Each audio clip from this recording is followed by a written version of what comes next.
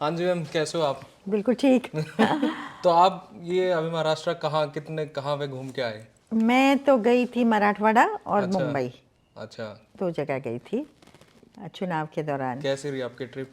Trip तो बहुत अच्छी थी और ऐसा लग रहा था कि महायुति बहुत जल्दी जल्दी कैच अप कर रही है एमबीए के लिए के साथ। और क्योंकि लोकसभा में तो एमबीए ने बहुत अच्छा किया था, शानदार परफॉर्मेंस था।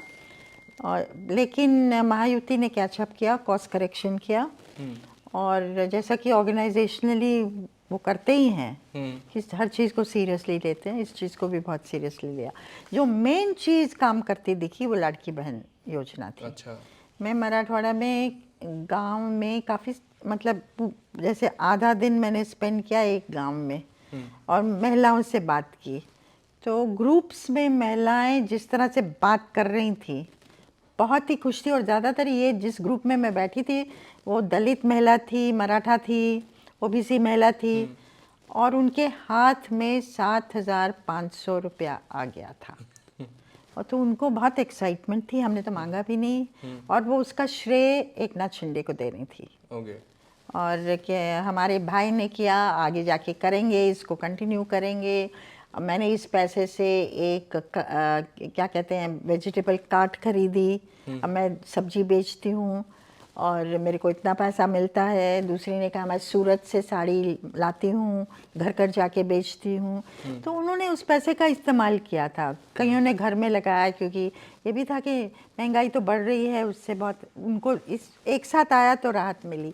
ये कॉन्सेप्ट आइडिया जो था ना, मेरे हाथ में मेरा पैसा मेरे नाम से, ये बहुत एम्पावरिंग कॉन्सेप्ट था। ये मध्य प्रदेश से उनको आइडिया है? हाँ, ये मध्य प्रदेश पे मॉडल था। मध्य प्रदेश ने इसकी वजह से जीते ये लोग। मैं जब अयोध्या गई थी ना, मंदिर के उद्घाटन से 3-4-5 दिन पहले की बात है ये। और वहाँ मंदिर जो पुराना था ना, 3-4-5 में भी ज़्यादा ही होगा थोड़ा, तो वो पुराने मंदिर को देखने इतनी कतार लगी हुई थी। उसमें एक महिलाओं की कतार थी, वो सारी मध्य प्रदेश से आई थी। अच्छा। तो मैंने जब बात की ना उनसे, तो उन्होंने सबने जिक्र किया लाडली बहना योजना का। और वो लोग तो खुश नहीं थे कि शिवराज चौहान को सीएम नहीं बनाया। क्यों नहीं बनाया, उन्होंने हमारे को ये दिया। तो मैं जो कह रही हूँ कि असर हुआ था। और मुझे लगता है ये जो टेम्पलेट है, ये जो आइडिया है, अब हर पार्टी इसको पकड़ लेगी। ओके। हर स्टेट इसको पकड़ लेगा कि आप ये करो कुछ महीने पहले और इसका असर होगा। और कांग्रेस ने भी अनाउंस कर दिया एमबीए ने कि हम 3,000 रुपया देंगे। उसका असर नहीं हुआ क्योंकि ये चीज़ हाथ में आ गई थी। और सिर्फ 1,500 हर महीने करते तो शायद इतना इम्पैक्ट नहीं होता। 5 महीने का जो एक साथ उनके पास चला गया और ना, एडवांस भी दिया उन्होंने एडवांस भी दिया, पर पूरा जो हो गया उन 5 महीनों में, 4 महीनों में, उसका इम्पैक्ट था। अब लोग सवाल उठाते हैं क्या सिर्फ वही इम्पैक्ट था? उसका बड़ा इम्पैक्ट था एक और चीज़ जो लगी, क्योंकि दलित और मुस्लिम का जो कॉम्बिनेशन था वो बहुत ज़बरदस्त था। लोकसभा में एमवीए के पीछे खड़ा था। दलित आपको याद है भयभीत हो गया था कि उनका आरक्षण ले लिया जाएगा, अगर 400 पार सीटें आती हैं तो कॉन्स्टिट्यूशन बदल दिया जाएगा। तो मुझे लगता है उसके खिलाफ, आरक्षण के मुद्दे के खिलाफ, और साथ साथ जो मराठा मांग कर रहा है, मनोज झरांगे पाटिल का जो मूवमेंट है मराठा के लिए आरक्षण, वो सिर्फ आरक्षण अलग से नहीं है कि 50% का सीलिंग लगा दिया है कोर्ट ने, सुप्रीम कोर्ट ने, उससे ऊपर हम करेंगे। ओके। और वो कोर्ट स्ट्राइक डाउन कर देता है। तो ये तो एकनाथ शिंदे ने भी किया, पहले पृथ्वीराज चौहान की सरकार थी तो उन्होंने भी जीआर निकाला था।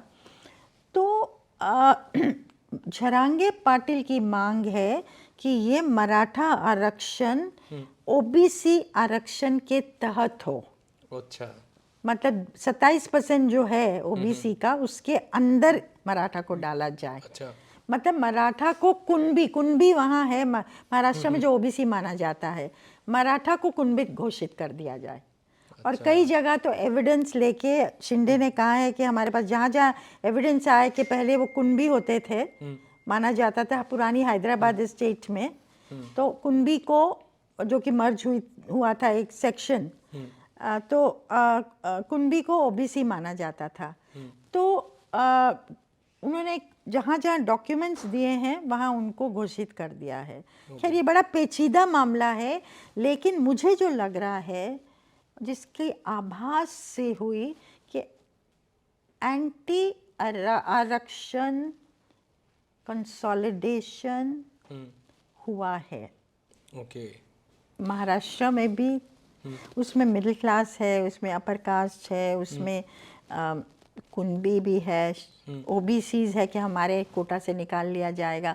मराठा ओबीसी तो वैसे कंसोलिडेट होता है, पोलराइज होता है, इस बार ज़्यादा हुआ है ऐसा लग रहा है। और कुछ मराठा गया है महायुति की तरफ, वो ये जो हिंदू प्रोजेक्ट है जिसकी बटेंगे तो कटेंगे, उससे एक है तो सेफ है। हाँ, एक है तो सेफ है, उसकी वजह से। और ये भी फैक्ट कि एकनाथ शिंदे मराठा है। अच्छा। झरांगे पाटिल बार बार अटैक कर रहे थे देवेंद्र फडणवीस को और भाजपा को कि इनको वोट नहीं देना है, लेकिन वो सॉफ्ट थे एकनाथ शिंदे के प्रति। एमवीए के प्रति तो सॉफ्ट थे ही, लेकिन एकनाथ शिंदे के प्रति भी सॉफ्ट थे। तो कुल मिला के असर क्या हुआ, ज़बरदस्त कंसोलिडेशन हुआ है, ओबीसी का भी हुआ है, बाकियों का भी हुआ है, और मराठा बटा। तो पुरानी जो अलाइनमेंट होती थी मराठा मुस्लिम दलित, जिससे एमवीए जीती, और पहले कांग्रेस और एनसीपी जीता करती थी ओवर द इयर्स, वो उसमें विघटन हुआ है, टूट हुआ है, ये सच लगता है। इसमें मुझे लगता है कि इतना बेतहाशा ज़बरदस्त शानदार परफॉर्मेंस जिसको लोग क्वेश्चन कर रहे हैं। मैं जहाँ भी गई पिछले 2 दिन पहले कल महाराजदीप के वहाँ पे भी डिस्कस कर रहे थे इसी बात को। हाँ, कई लोग इसको क्वेश्चन कर रहे हैं कि ऐसा कैसे हो सकता है, क्योंकि ग्राउंड लेवल से ये आवाज़ें नहीं आ रही थी, इतनी जब आ रही थी कई लोगों को लग रहा था महायुति आगे। मैं तो कहती थी महायुति अगर आगे चलेगी तो हैरानी नहीं होगी, लेकिन इतना चली जाएगी आगे, ये लोगों को आभास नहीं हुआ। तो मुझे लगता है एक मामला जो ऑपोजिशन रेज कर रही है वो ईवीएम्स का है। दूसरा मामला है कि आई थिंक डीपर स्टडी चाहिए कि ग्राउंड लेवल शिफ्ट्स हमारे क्या हो रहे हैं, क्या कम्युनिटीज़ क्या सोच रही हैं, महिलाओं में एस्पिरेशंस बढ़ रहे हैं, उसका आभास शायद ओनली इलेक्शन टाइम हमें होता है कि क्या ग्राउंड लेवल चीज़ें बदल रही हैं। तो उसकी डीपर स्टडी चाहिए है। ईवीएम का सवाल अलग है। तो मैम ये समझ क्यों नहीं आ रहा है फिर इसके पीछे रीज़न क्या है कि ग्राउंड लेवल की जो का जो सेंस है, जो ग्राउंड लेवल का जो आभास क्यों नहीं हो पा रहे हैं? देखिए, महिला का इतना होगा आभास तो है कि महिला उस तरफ झुक रही हैं, पर महिला के आज सपने क्या हैं, एक कॉन्स्टिट्यूंसी वोट बैंक की तरह उभर रही हैं। मुझे तो ये दलित महिलाओं के साथ मैं बात कर रही थी, उन्होंने तो कहा पिछली बार लोकसभा इलेक्शन में हमने कांग्रेस को वोट दिया था, इस बार हमारे हस्बैंड्स कांग्रेस को दे ना दे देंगे, लेकिन हम शिंदे को देने वाले हैं। अच्छा, इसकी वजह से वोटर टर्नआउट भी बढ़ा है, 61% से 67%। और जो जो 6% महिला का बड़ा है, वो 6% हो सकता है गई हो महायुति के पास। अब कई लोग, आज मुझे कोई बता रहा था, मैं मिली सुबह महाराष्ट्र से, वो कह रही थी कि मुझे तो लोगों ने कहा कि अजीत पवार की वजह से ये सब हुआ, क्योंकि वो तो फाइनेंस मिनिस्टर थे और वो पोस्टर्स लगे थे कि लड़की बहन योजना ने फैसिलिटेट किया, अजीत पवार की फोटो लगी थी। और हाल में मैंने देखा इलेक्शन से तुरंत पहले एडवर्टीजमेंट्स टीवी पे मैं देख रही थी, वो 2 महिलाएं कहती हैं एक दूसरे से, तुमने सुना कि 1500 को 2100 करने वाली है सरकार। तो दोनों बहुत एक्साइटेडली बात करती हैं और फिर बोलते हैं ये इसकी वजह भाजपा है और भाजपा जो नेतृत्व कर रही है महायुति का, शिंदे का नाम नहीं था, पवार अजीत पवार का नाम नहीं था, तो वो एक स्लाइड जो मैंने देखा था गांव में, वो हमारा भाई, और आज जो उन्होंने बात भी की है एक नाथ शिंदे ने अपनी प्रेस कॉन्फ्रेंस में, मैं लड़का भाई हूँ, लड़की बहना का भाई हूँ मैं, इसी नज़रिए से मुझे देख रही हैं ये हमारे प्रदेश में। तो वो मैसेज गया था, लेकिन हर नेता ने उसको भुनाना चाहा, ये भी सही बात है। Ma'am, what is the bigger message Maharashtra जीत के बाद? क्या भारतीय जनता पार्टी और एनडीए जो लैक किया था एक मोमेंटम लोकसभा इलेक्शन में, उसको दोबारा रिगेन कर लिया इन्होंने? बिल्कुल, वो कॉन्फिडेंस दोबारा रिगेन हो गए? देखिए, एनडीए या महायुति इस केस में ये हार नहीं मानते हैं, नंबर 1, और हार होती है तो पलट के उसको करेक्ट करते हैं, उसमें टाइम नहीं वेस्ट करते हैं, ये इनकी बड़ी खूबी है। लेकिन ये भी सही है कि पैसा बहुत चला है। इस बार महाराष्ट्र के इलेक्शन में लोग बार बार बात कर रहे थे इसकी, तो अब इसको एडमिट करें ना करें, जहाँ तक मैंने कहा ईवीएम का सवाल है, ऐसा लोग अब कह रहे हैं कि हम एविडेंस कलेक्ट करेंगे, एमबीए के नेता, और कुछ आ रहे हैं कि जहाँ ईवीएम खुले हैं वहाँ एक परिवार के इतने लोग थे, पर वो मनसे का मैं देख रही थी एक कैंडिडेट, मेरे तो अपनी फैमिली के इतने लोग हैं तो उससे कम वोटें मेरे को कैसे आई, और कोई मुझे बता रहा था इसी तरह ब्लड रिलेटिव्स इतने थे। तो सवाल उठ रहे हैं, एविडेंस इकट्ठा करेंगे, पर जब भी ऑपोजिशन हारती है और ईवीएम का सवाल उठाती है तो क्रेडिबिलिटी नहीं रहती है। ओके। ईवीएम का सवाल ये एक ठीक तरीका है या नहीं, इसको नॉन इलेक्शन टाइम उठाने की ज़रूरत है, ताकि देखा जाए, ऑफ कोर्स एविडेंस से प्रोड्यूस किया जाए, क्यों ये ठीक सिस्टम नहीं है, क्यों दुनिया भर में और जगह ये इम्प्लीमेंट नहीं कर रखा इसको, मतलब इसको छोड़ के वापस गए हैं लोग। लेकिन हमारा बैलेट बॉक्स का सिस्टम भी क्या ठीक है, उसको भी तो उड़ा ले जाते थे ना, पूरे बैलेट बॉक्सेस को ले जाते थे। तो ये एक इस पे एक डिस्कशन, डिबेट, सोच, और इसी को इनिशिएटिव लेना चाहिए इस पे, और पार्टीज़ को इसके बारे में सोचना चाहिए, भी linked from a particular election. तो मैम ईसी तो वही सरकार और ईसी अलग थोड़ी ना है।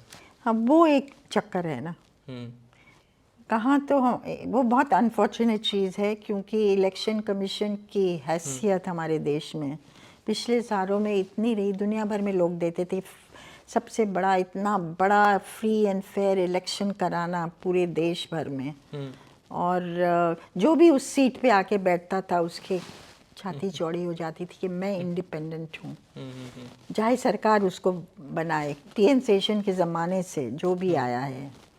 तो अब उस पे सवाल उठ जाएं, उसकी क्रेडिबिलिटी, उसकी इम्पार्शियलिटी, उसकी फेयरनेस, और पूरे चुनाव प्रक्रिया पे सवाल उठ जाए, तो इससे ज़्यादा अनफॉर्चुनेट चीज़ नहीं हो सकती है। मैम, जैसे कल योगेंद्र यादव भी कह रहे थे कि चलो हो सकता है कि सॉफ्टवेयर इसका हैक ना हो, पर ये भी एक इलेक्ट्रॉनिक मशीन है, और कोई भी इलेक्ट्रॉनिक मशीन वर्ल्ड की हैक हो सकती है, पर फिर भी इसमें कहीं ना कहीं कुछ ना कुछ फिसी तो ज़रूर है। और उन्होंने 3 स्टेट की बात करी, मध्य प्रदेश, हरियाणा और महाराष्ट्र, मतलब कि इन 3 में तो उनको शक है।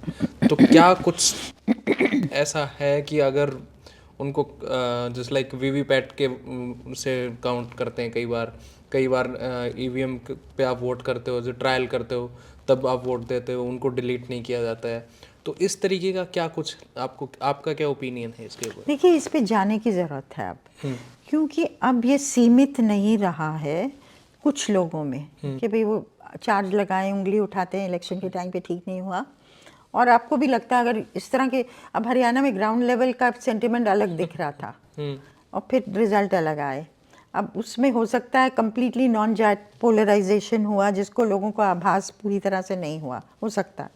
और मध्य प्रदेश का कहते थे कि जीत रहे, वो कैबिनेट भी बना रही थी, फिर कमलनाथ वहीं बैठे के बैठे रह गए, और अब यहाँ महाराष्ट्र में इतनी बड़ी जीत हो जाना, जबकि टक्कर माना जा रहा था, ग्राउंड लेवल पे जो लोग गए, अब गलती हो सकती ग्राउंड लेवल पे जो लोग गए उनकी असेसमेंट में, लेकिन इस चीज़ को देखने की ज़रूरत है। और परसेप्शन अब गांव तक ये पहुंचा है। जैसे हम ट्रैवल करते हैं तो लोग रिमार्क करते हैं अब कि हमने तो ऐसा वोट दिया, अब हम ये चाह रहे हैं, पर अगर ईवीएम होने देगा तो। अच्छा, अब ये सिर्फ पॉलिटिशियंस तक सीमित नहीं है, ये एक डाउट है शक आ गया है लोगों के दिमाग में, और जब वो आ जाता है ना तो फिर कुछ करने की ज़रूरत है।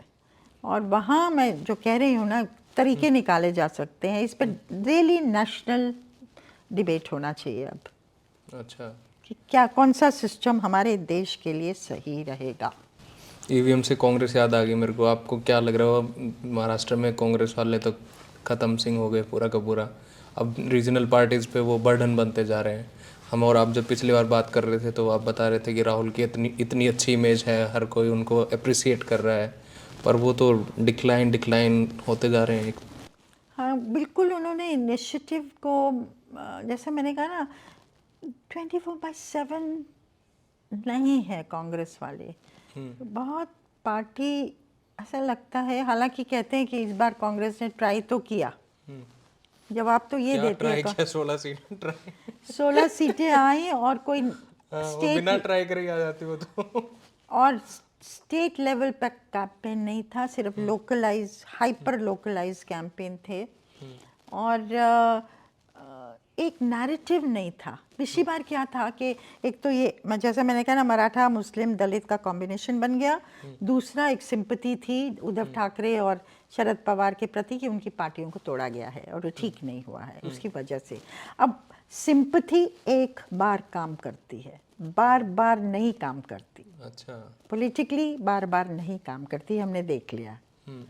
तो इस बार का नैरेटिव क्या था? इनका नैरेटिव था, हाँ, इनका तो महायुति का नैरेटिव सोशल वेलफेयर था। उन्होंने पूरी तरह से 150 स्कीम्स उन्होंने, और कोड ऑफ कंडक्ट से पहले ही इतना कैबिनेट हुई थी जहाँ 36 डिसीजंस लिए थे।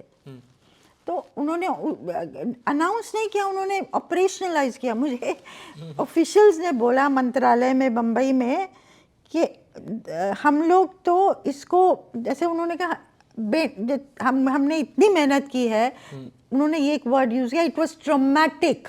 अच्छा, ट्रॉमेटिक था इसको ऑपरेशनलाइज करना, पर किया गया। और आंगनबाड़ी सिस्टम ने इसको ऑपरेशनलाइज किया ग्राउंड लेवल पे। उन्होंने प्लानिंग की, और ये आंगनबाड़ी वर्कर, सीडीपीओ, सुपरवाइजर, वो उन्होंने कहा एक फ़ायदा जो हुआ है ना, हमने फॉर्म्स भरवाए और ऑनलाइन किया, और एक फ़ायदा हुआ है कि अब जो आम महिला है जिसके हाथ में पैसा आया है, वो हमको और भी ट्रस्ट की नज़रों से देख रही है, आंगनवाड़ी वर्कर को, कि हमारे साथ ही खड़े हुए, हमारे फ़ायदे में इन्होंने कदम उठवाया। तो वो हुआ है, लेकिन क्रेडिबिलिटी बन गई उनकी। हाँ, लेकिन एक मेहनत से मुझे तो लगा हम 4 महीने में इतना बड़ा डिलीवरी कर सकते हैं, तो हम और चीज़ों में क्यों नहीं कर पा रहे हैं डिलीवरी? सरकार चाहे तो क्या कुछ नहीं हो सकता। सरकार चाहे हाँ। तो क्या नहीं हो सकता, बिल्कुल सही कह रहे हैं आप, सरकार चाहे तो लेकिन सो उनका नैरेटिव था। फिर उन्होंने बटेंगे कटेंगे कर दिया उसके साथ ऐड, और फडणवीस ने तो धर्मयुद्ध, वोट जिहाद, मतलब जो उनका नॉर्मल भाजपा का होता है वो एजेंडा जो होता है एजेंडा, वो किया। और कास्ट पे तो वो थे ही ना, ओबीसी पे तो उन्होंने बहुत अपना ध्यान केंद्रित किया, मराठा को तोड़ा, दलित को भी लेने की कोशिश की, कितना दलित साथ में आया, पर महिला को जो ले गए। मैं तो जब वहाँ से आई, मैं एक वेरी सिंपल चीज़ कहती थी कि अगर मराठा इनके साथ कंसोलिडेट हो जाता है एमवीए के साथ, तो ये पुराना कॉम्बिनेशन वर्सेस विमेन होगा। अच्छा, क्योंकि वो दलित मराठा विमेन वो बात कर रही थी, हम तो महायुति के साथ जा रहे हैं, हमारे हस्बैंड्स को जाने दीजिए एमबीए के साथ, तो ओपनली बात कर रही थी। तो एनीवे, ओवरऑल एक होता है ना विल टू पावर, मेहनत 24/7 जो भाजपा और इस साइड में ने बार बार दिखाया है। और यहाँ आप जीत गए फिर बैठ गए, उससे नहीं चलेगा। पुराने ज़माने में चल जाता था। ये अडानी वगैरह का इशू उठा रहे थे राहुल, इसका क्या कुछ लग रहा है आपको? देखिए अडानी कितना काम किए हैं। क्या, सॉरी टू इंटरप्ट, इलेक्टोरल के लिए अडानी कामयाब है? आई थिंक इलेक्ट्रली इशू नहीं था। और उस मायने में ये बना नहीं पाए कि Adani is equal to what, और आपको कैसे हर्ट करेगा वो नहीं बना पाए। अडानी अंबानी करते रहे। कॉन्स्टिट्यूशन तो इशू नहीं था इस बार।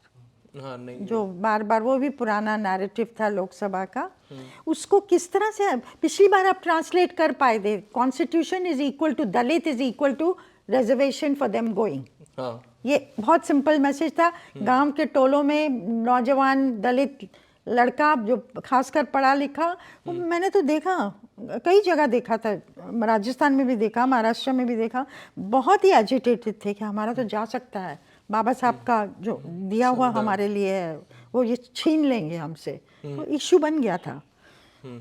इस बार वो इशू नहीं था क्योंकि उन्होंने देखा रिजर्वेशन नहीं जा रही है, पर दलित मोटा मोटा फिर भी रहा है, मुझे जो बताया जा रहा है मुस्लिम के साथ, इनके साथ। ओके मैम, फडणवीस से याद आया, किसको सीएम बना रहे हो आप? देखिए अब तो क्लियर हो गया कि फडणवीस, देवेंद्र फडणवीस दोबारा चीफ मिनिस्टर ऑफ महाराष्ट्र बनने वाले हैं। बहुत जल्द, बहुत जल्द, घंटों में। घंटों। और अगर एकनाथ शिंदे जो रेजिस्ट कर रहे थे और जो मानते हैं कि सोशल वेलफेयर प्रोग्राम नैरेटिव उनका दिया हुआ है, उनकी अगुवाई में हुआ है, आज वो कहते हैं कि मुझे बीजेपी का चीफ मिनिस्टर मंजूर है, मुझे जो प्रधानमंत्री चाहेंगे और गृह मंत्री चाहेंगे वो मुझे मंजूर है, हम महायुति के लिए काम करेंगे, मैं लाडकी बहनों का भाई हूँ, और इस तरह का जो बोले हैं अभी थोड़ी देर पहले वो, तो उससे तो क्लियर है कि वो मान गए हैं। और बहुत जल्द मुझे फिर लगता तो है शाम तक कर देंगे शायद वो। अनाउंस हो जाना चाहिए। हालांकि तीनों नेता आ रहे हैं दिल्ली कल, ओके, और दोनों अमित शाह से मिलेंगे। तो जो भी होगा, जो तय करना होगा कि कैबिनेट के पोर्टफोलियोज किसके पास, कौन से जाएंगे, कितने जाएंगे। एकनाथ शिंदे माने हैं तो उनको क्या मिलेगा? क्या वो फडणवीस के अंडर डेप्यूटी चीफ मिनिस्टर बनेंगे जैसे कि फडणवीस उनके अंडर बने थे? हालांकि वो उस समय फडणवीस सरकार के बाहर रहना चाहते थे। वो मान गए थे कि एकनाथ शिंदे को बनाया जाए। जब एकनाथ शिंदे सेना को तोड़ के महायुति में आए, सरकार बनाई, उस समय वो सीएमशिप नहीं चाह रहे थे। वो डेप्यूटी सीएम बनने के लिए तैयार थे। ये तो हाईकमांड का निर्णय था कि उनको बनाया जाए और फडणवीस सरकार में रहें और डेप्यूटी बन के रहें। और कहीं ना कहीं मुझे ये लगा, ये भी इस एक अंडरकरंट जैसे बोलते हैं ना, जैसे कि पिछली बार लोकसभा के चुनाव में सहानुभूति थी शरद पवार और उद्धव ठाकरे के लिए, इस बार एक अंडर करंट था, सहानुभूति का एक सवाल था, वो देवेंद्र फडणवीस के लिए।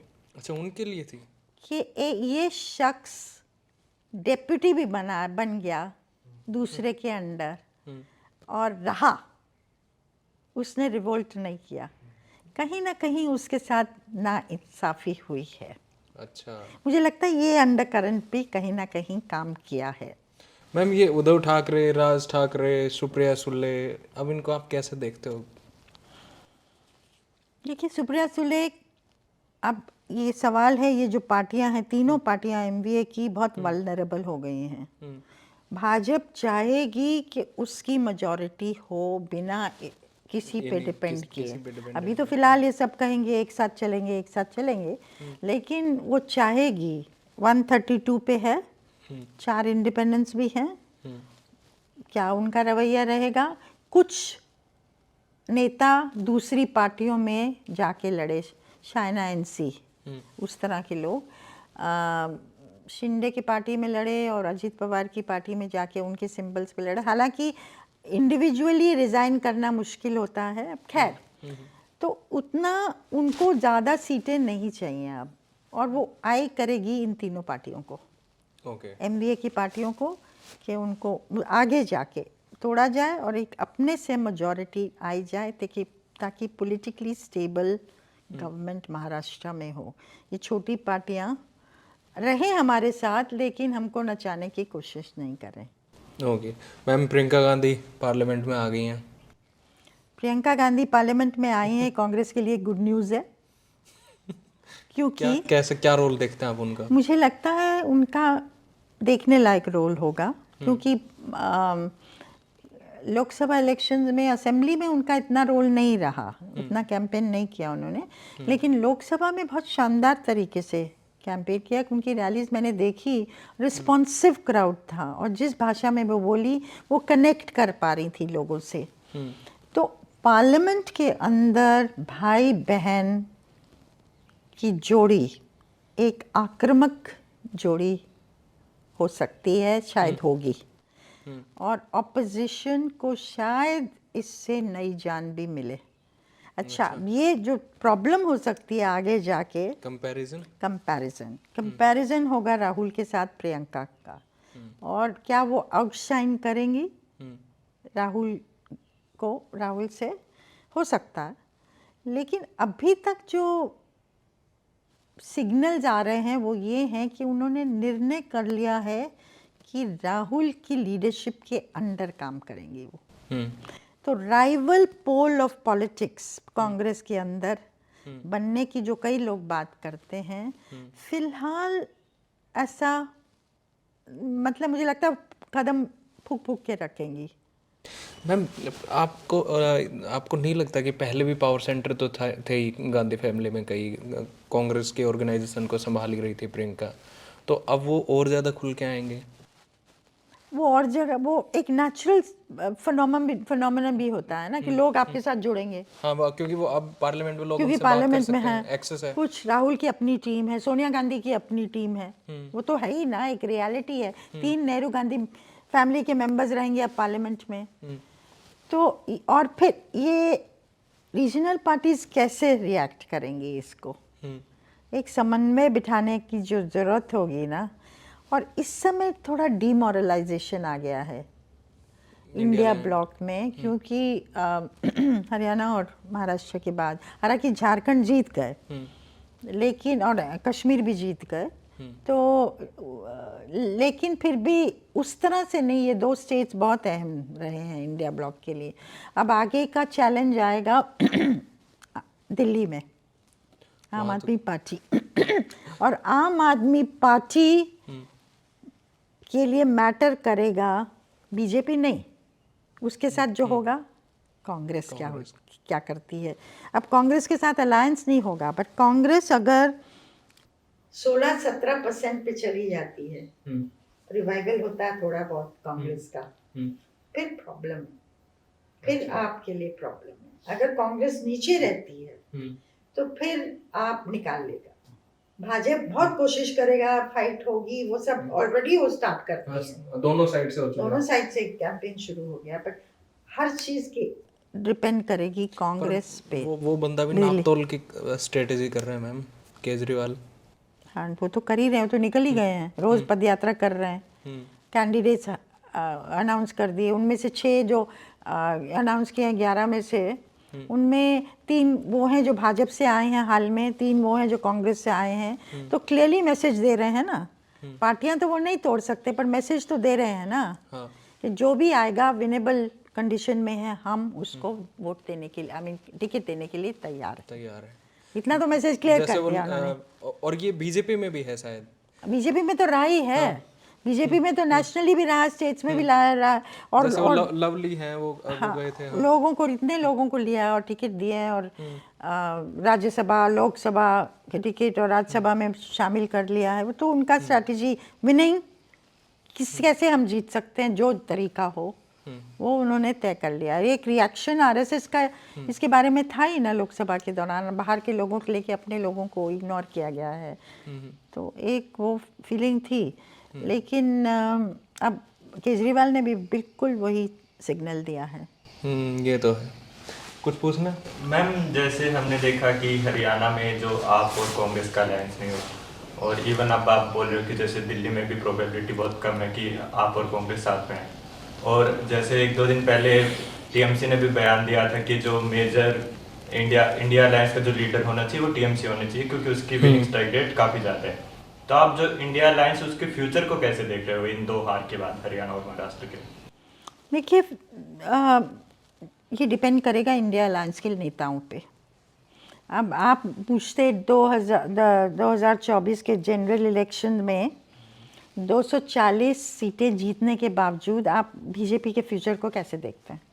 मान लीजिए आप सवाल ये करते मेरे से, मैं कहती कि आप 3-4 घंटे नहीं लगाएंगे, वो back to the drawing board जाएंगे, और वो गए ना, और स्टेट्स में वो सामने आ रहा है जो भी किया उन्होंने। अब ये लोग उसी तरह से back to the drawing board जाएंगे क्या? ये बेसिकली ना आपकी, ऐसे कहते हैं ना, फायर इन योर बेली है कि नहीं, विल टू पावर है कि नहीं, किलर इंस्टिंक्ट है कि नहीं। जो लोग नए हैं पावर में, उनमें ये दिखता है, एकनाथ शिंदे में ये दिखता है। जो लोग सालों से, दशकों से पावर है, Uddhav Thackeray, very nice man, Covid में बहुत अच्छा उन्होंने गवर्नेंस किया, मिडिल क्लास उनसे बहुत खुश थी, सहानुभूति भी थी, पर वो फायर इन द बेली नहीं है ना, एक एंटाइटलमेंट की राजनीति रही है। तो कहीं ना कहीं ये डिपेंड करेगा इंडिया के नेताओं पे। मैम, एक ये रीजनल पार्टी ब्लड लिनेज से चलती हैं, ये भी अब की बार गलत ठहराया गया है महाराष्ट्र इलेक्शन में। देखिए, महाराष्ट्र में तो मैं तो अगेन ये हिट करता है आपको, जब आप जाते हो वहाँ पॉलिटिकल फैमिलीज़ हैं, प्रोमिनेंट पॉलिटिकल फैमिलीज़ मैटर करती हैं। हर डिस्ट्रिक्ट में 1-2 तो हैं ही। हाँ, बहुत है मतलब। अब वो जहाँ जाएंगी, वो बीजेपी में चली जाएंगी तो उनकी बेस वहाँ चली जाएगी। आप अपनी पार्टी बनाएंगे तो वहाँ आ जाएगी, सेना के साथ जाएंगी तो वहाँ आएगी।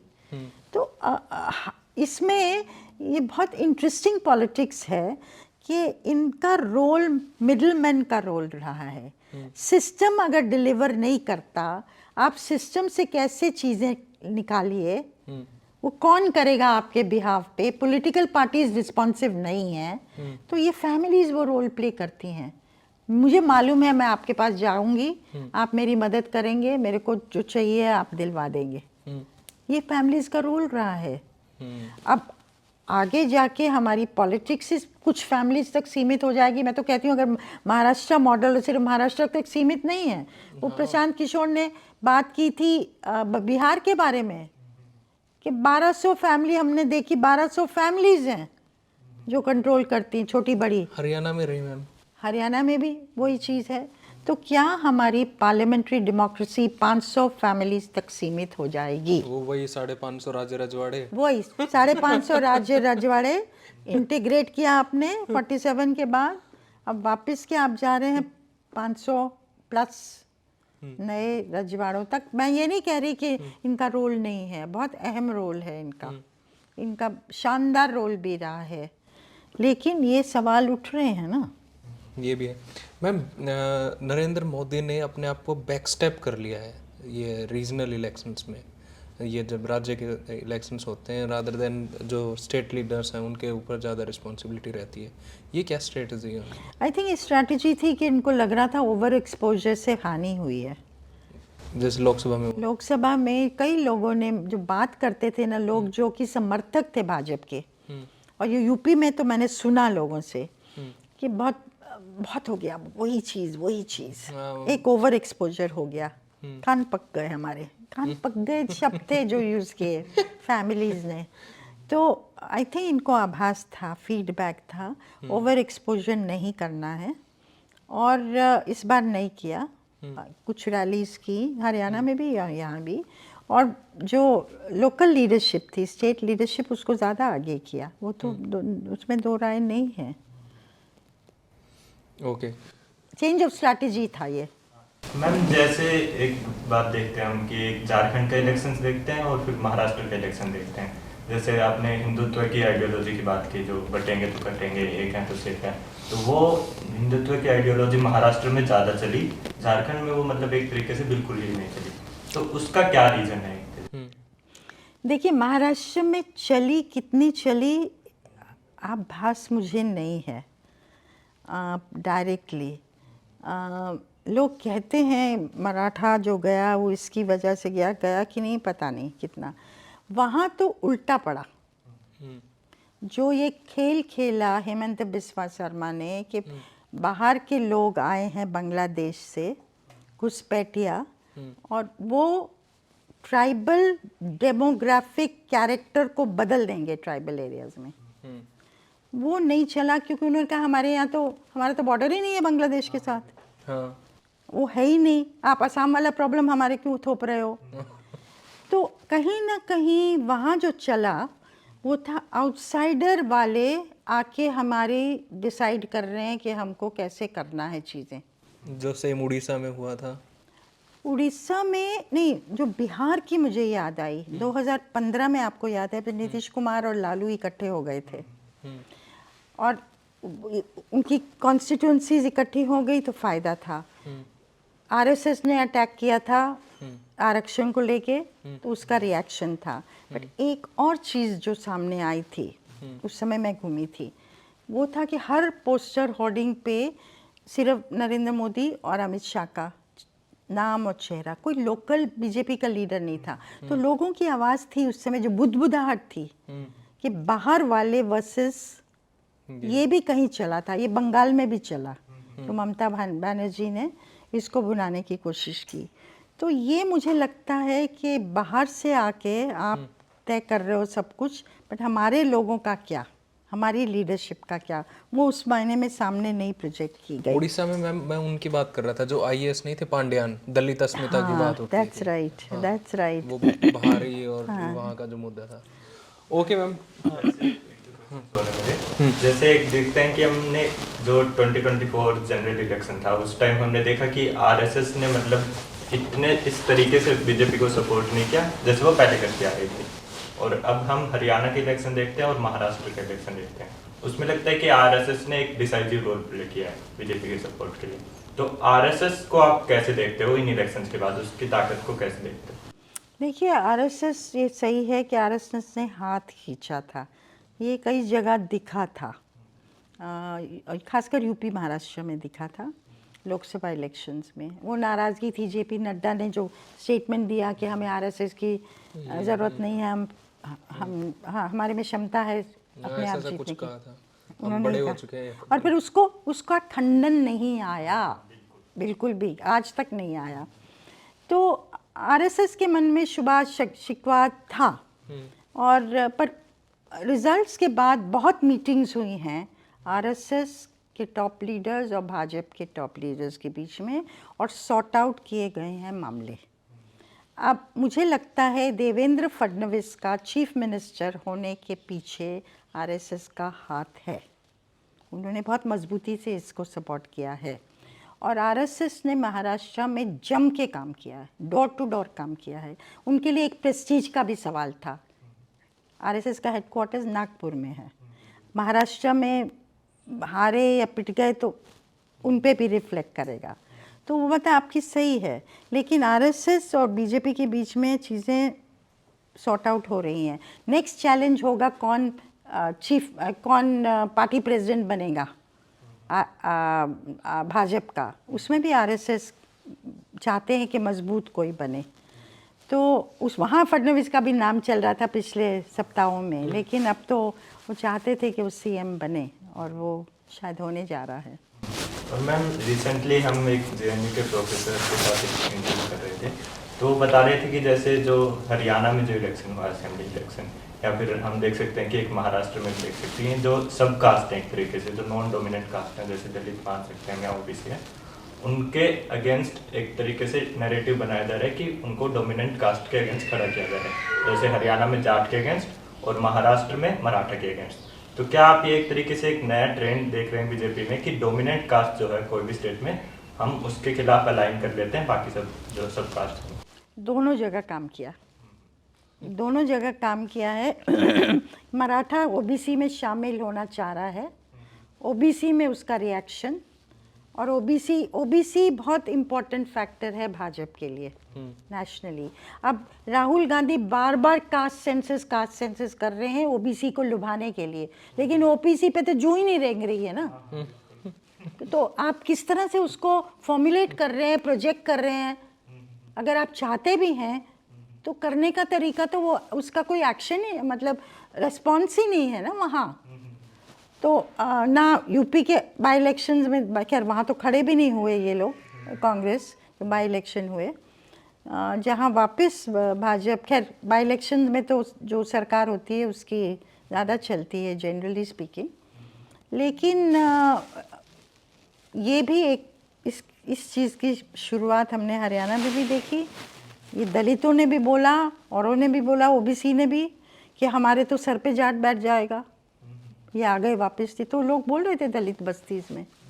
और यहाँ भी वही चीज़ के अगर यहाँ थोड़ा डिफरेंट है, अगर आरक्षण इतनी मजबूती से होगा तो बाकी हम लोगों का क्या होने वाला है। और ओबीसी कह रहे थे हमारा आरक्षण लेंगे, तो एक उस तरह का कंसोलिडेशन भी था महाराष्ट्र में। और मैम जैसे हमने 2024 इलेक्शन के बाद, जनरल इलेक्शन के बाद आपसे बात की थी, तब आपने कहा था कि हरियाणा और महाराष्ट्र इलेक्शन के बाद पता चलेगा कि मोदी सरकार सेंटर में कितने दिन चलेगी। एक तरीके से मोदी तो कई लोग जैसे ये भी बोलते हैं कि महाराष्ट्र ने एक तरीके से मोदी को स्ट्रेंथन किया है, ये मोदी जी के लिए भी था एक तरीके से डिसीजन।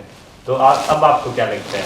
नहीं, महाराष्ट्र ने, हरियाणा ने नरेंद्र मोदी और उनकी सरकार को मजबूत किया, और बिल्कुल उसमें दो राय नहीं है। और जो थर्ड टर्म की अनसर्टनिटीज़ थी कोलिशन सरकार की, कि जरा उनको फूक फूक के कदम रखने पड़ेंगे, वो अब नहीं दिखता। ऐसा दिखता है फर्स्ट टर्म सेकंड टर्म में जैसे वो एक्शन ले रहे थे और चला रहे थे सरकार को, उसी तरह चल रही है, उसी तरह पावरफुल तरीके से। और जो उनके अलाइज हैं सेंटर में, वो भी कुछ खास तकलीफ़ नहीं पैदा कर रहे फ़िलहाल।